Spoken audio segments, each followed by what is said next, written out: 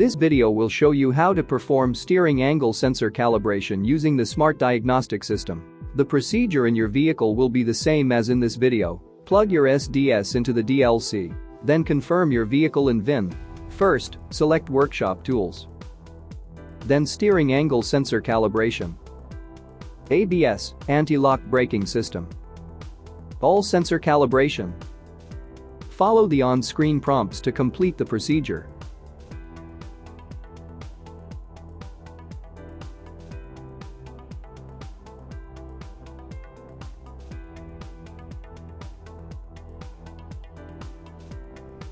End. That's how to perform steering angle sensor calibration.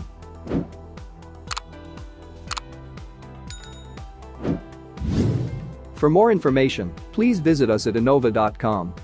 Find the problem, fix the problem.